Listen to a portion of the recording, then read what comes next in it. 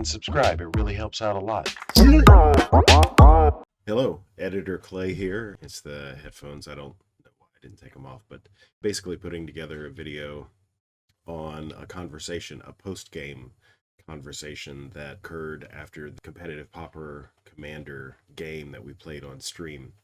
Essentially, it's a 10-minute conversation that's talking about any number of things related to the format, pod makeup, individual deck makeups, strategies, archetypes, you name it. Also has some references to some of the key things that happened in the game, which it's a 3-hour game. I'm not going to edit that and put it on stream. The last hour of which was a real scrap, to say the least. So it would be fun from a contextual perspective, but 3 hours is a lot to try to condense down into something consumable that people will actually watch. So anyhow, after the game, in the same way that you have your Rule Zero discussions, basically outlining how you expect the game to perform, what have you, we have post-game conversations that talk about how the game went, maybe some observations on how that is into the larger meta conversation, that sort of thing, which in this case was extremely applicable.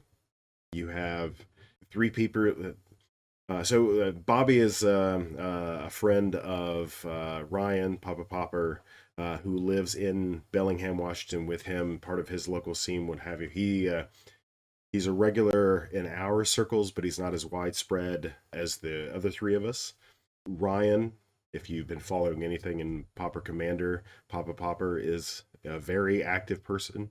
Dave, Alkadron, another very active person in the community. And then, well, get this knucklehead. So the following is a conversation between not 3 masters, not 3 experts, 3 emotional devotees to the format, to developing the competitive meta, and trying to figure this whole thing out. So enjoy. Yep, I have nothing to do. I concede. Nicely done. Came back just in time. Yeah.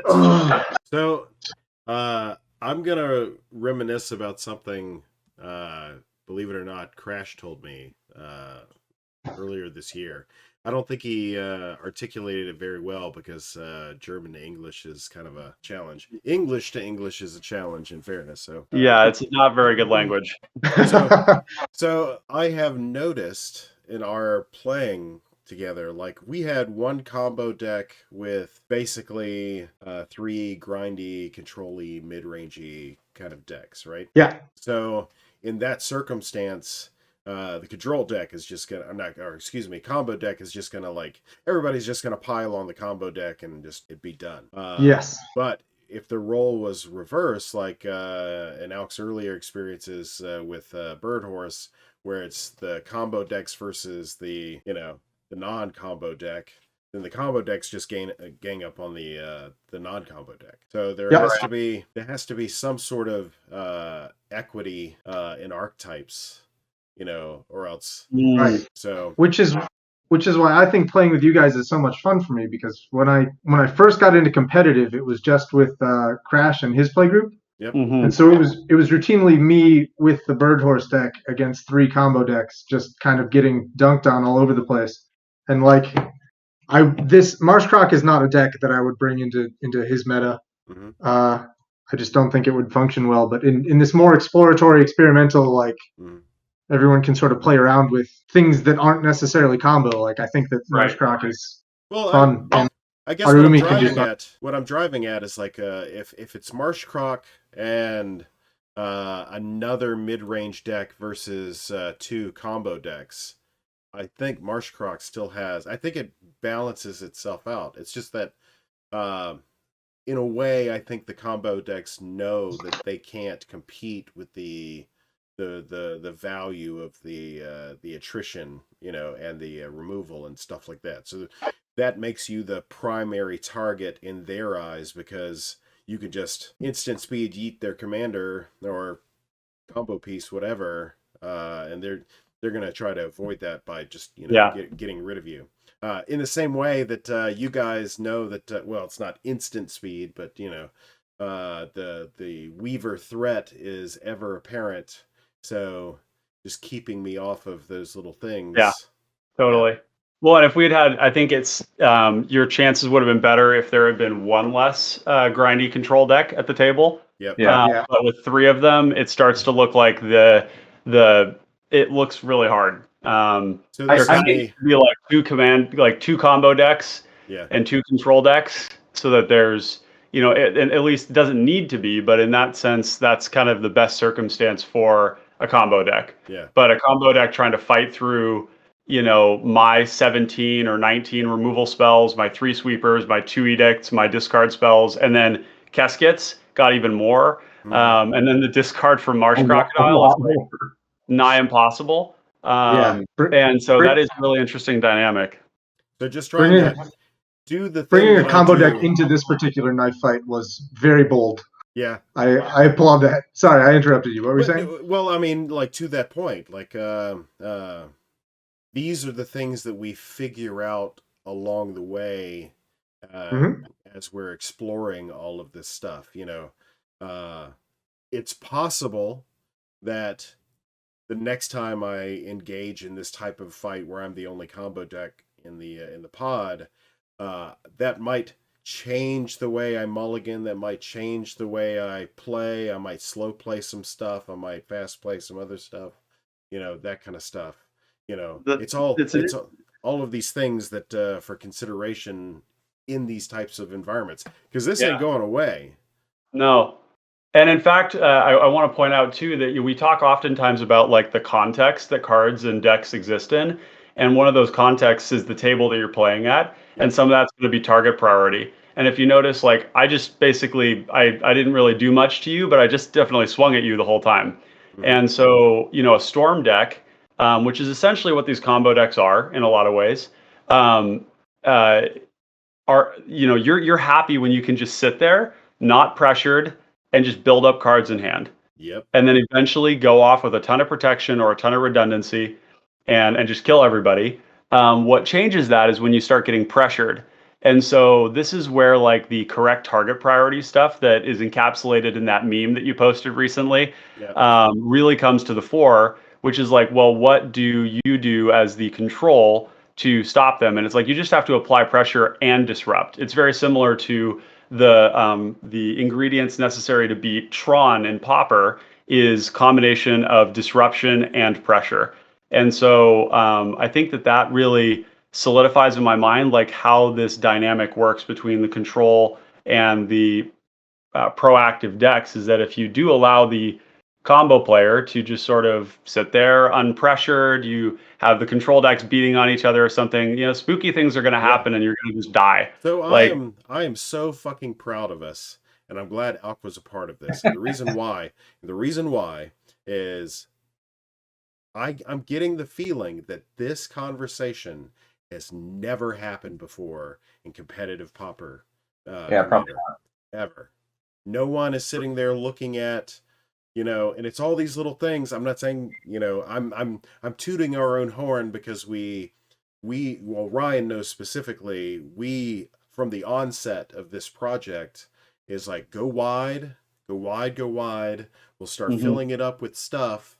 And then we'll start migrating, playing through the list and what have you, figuring out, what's good, what's less than good, what have you, and then just start, sticking it to the wall. And then we're starting to get all this secondary like feedback about, pod mixtures and things of that nature. Yep. Nobody else is talking about this.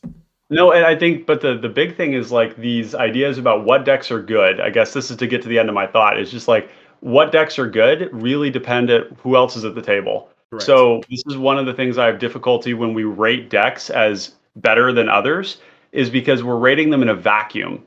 We know that they're very powerful decks, right? We know that there are all these great combo decks out there that are super lethal, right? And you can see that like to not respect the Ley Weaver, Lore Weaver means dying on turn 5 or 6, right? Like you could die really quickly and the whole table could die. This isn't just like somebody getting killed by a Crackling Drake. And so what I appreciate is that about this testing here is that we can really start to explore what is good when and in what context, because Layweaver Loreweaver doesn't look very tier 1 in this context, right? And we know it's a very powerful deck, but the presence of other control decks checks that. And so what I think I really appreciate is when we can look at all these decks in the context of they're going to be successful in different scenarios. Like even Marsh Croc is going to be successful in different scenarios than other decks. And so every deck has its place, right? And there's going to be all these different ways of building. And like you say, Clay as well, like people's target priority, like who they choose to attack, who they choose not to, is all going to change the outcome of the game. And it's going to influence what appears good. But there's a lot of different options in this format, and that's what's so exciting. So sometimes when we talk about the tier lists and stuff, that's what I find frustrating, is just that there's so much more out there that could be explored and could actually be really good if we're not looking at things in a vacuum. And I think that's what this is cool for learning and testing with. I was just going to say one more thing, because I do actually have to go. Same. I agree with pretty much everything else, everything you guys have been saying, and to that point, thinking a little bit about the game, I made a key mistake, I think, in that, like, I was looking at Loreweaver, Layweaver a lot, right? Having having lost to it at least one time against this deck I was playing, and I ignored the Witherbloom Apprentice with my Frogify, and I think the turn after that is when you stormed, Ryan. And that was the point where, like, my life took a dramatic hit, and then I had to address the board with Crypt Rats. I didn't have a choice. I couldn't, like, sit on it and wait for later. And everything kind of, like, spiraled out of control. Because I don't have a lot of ways in the deck right now to gain life back. I just did a count. 34. Have you tried casting Gary 6 times? Is that what you got up to in the game? I don't see the problem.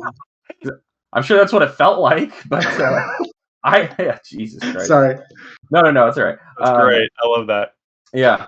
No. Makes me think you should have a corrupt in your deck, games like this make me think, should I play? Not Gary exactly, but a Gary-like like effect. corrupt or tendrils. No. Neither of those. I'm in 2 colors. I wouldn't do that in blue-black. Let's let Dave have the last word to take us out, and I'm going to get some sleep.